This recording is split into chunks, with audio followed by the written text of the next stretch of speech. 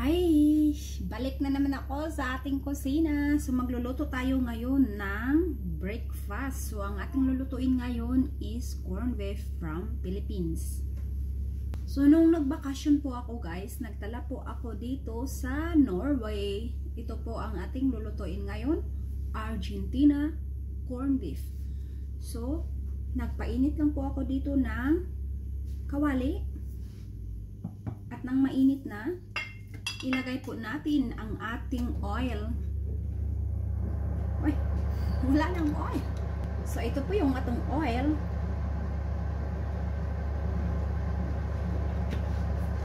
Ayan, so pag mainit ng ating oil, ayan, ilagay po natin ang ating onions.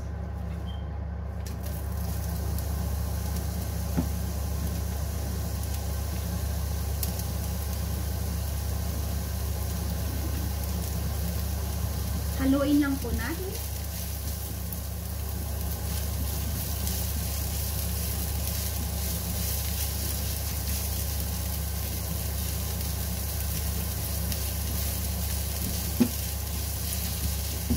Kapag luto na ang ating onions, ilagay po natin ang ating corned beef.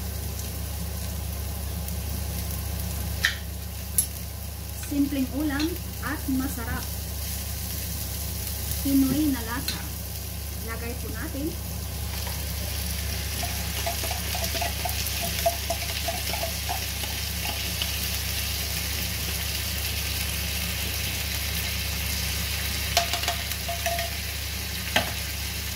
At haluin.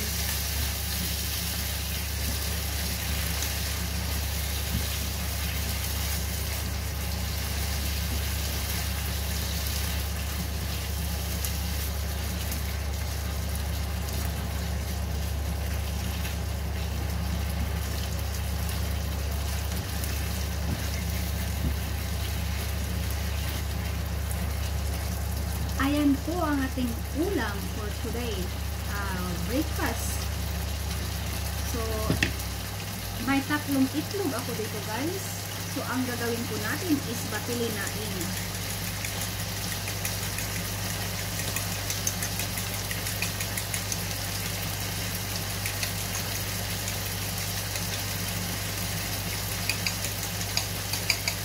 Ayan, so ready na po yan. Ihalo natin sa ating corned beef. Ayan. Medyo kukunin lang po natin ang ating mga juice para hindi po medyo maraming sabaw-sabaw ang ating corned beef.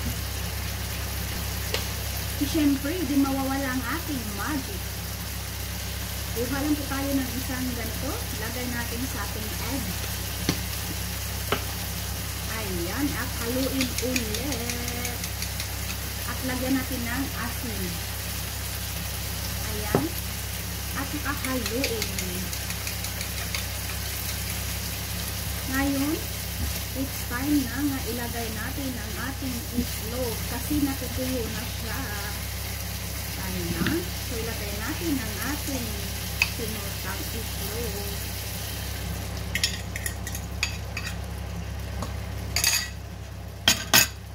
Haluin. Dahan-dahan sa paghalo para hindi masisira. Papakita ko po sa inyo. Ganyan po ang paghahalo para hindi po madurog masyado ang ating itlog. So kayo po ay magluluto ng corned beef. Ganito po ang paghahalo ninyo para maganda po ang kalalabasan sa ating corned beef. Ayan po. So magawa po kayo. In-adjust ko lang po ang init. Para po maganda ang kalabasan sa ating corned beef. Ganito po ang gagawin nyo pag maghalo po kayo. Huwag po masyadong haluin at ganunin nyo po para hindi po madurog-durog ang ating itlog. So maganda po tingnan.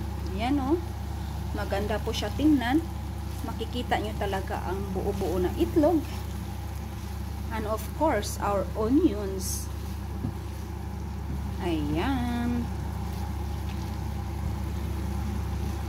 Ayan po. Ayan, luto na po iyan.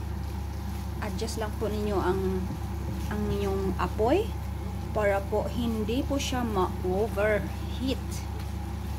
Ayan. Tingnan nyo, napakasarap po ang ating ulam ngayon. Corned beef from Philippines. Ayan. So, sino po ang namimiss na kumain ng corned beef? So, ayan po. With Argentina corned beef. So, ilagay na po natin sa ating plato ang ating corned beef, guys. So, ito na po ang ating corned beef. Naluto na. Ayan, ang ganda. Ang ganda ng ating corned beef. So, thank you for Argentina corned beef from Philippines. Ayan. Thank you for watching, guys. Bye.